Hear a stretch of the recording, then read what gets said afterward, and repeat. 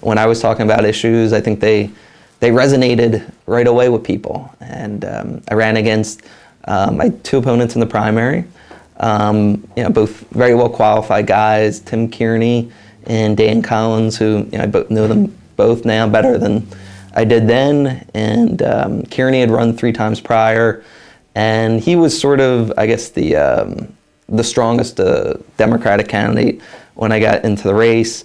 But his issues really didn't resonate deeply with the people, and that's no knock on him, but it wasn't what people were talking about on my block, and it wasn't what people were talking about in Mayfair. They really care about the upkeep of the neighborhood, absentee landlords, and just keeping this a strong, stable, working class, middle class neighborhood.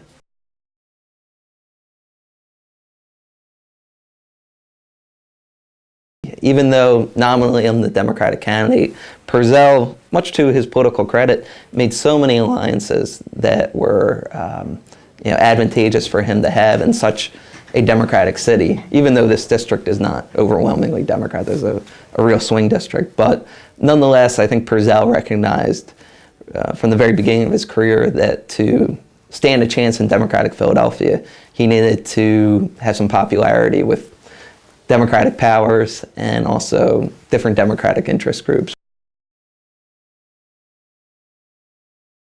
There's been no real resistance on the local level or the state level for people that were supporters of Perzel to work with me. No one said, no, I'm not going to deal with you. You beat John.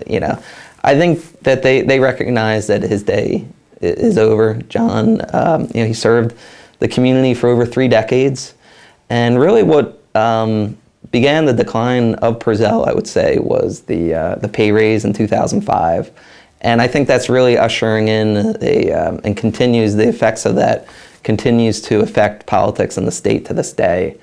And eventually that led to Perzel losing his speaker's position to Dennis O'Brien in January 2007. And then once he was no longer speaker, that's really when the funding stopped for a lot of these different community projects, whether it was the Mayfair CDC or they helped out the Devon Theater, upkeep of Frankfurt Avenue, the community center.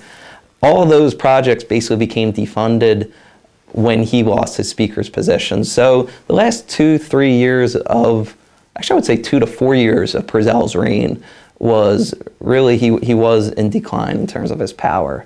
And I think people started to recognize that.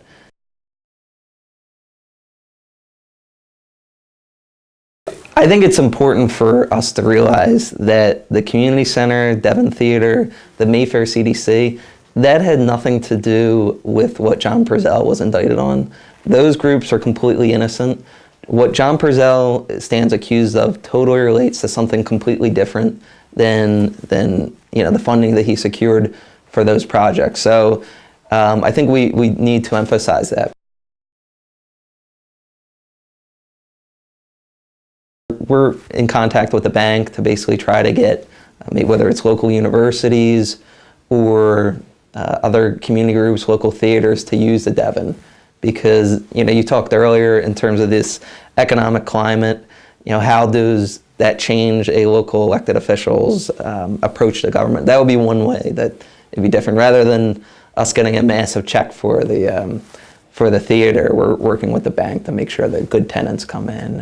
And we're working with the community center as well. We're going to have some community events there over the summer and in the fall, because that's one idea that we have to work with the local community. We're going to have a family night, a family movie night at Mayfair Playground near the center, and to encourage people to view Mayfair as a great place to raise a family.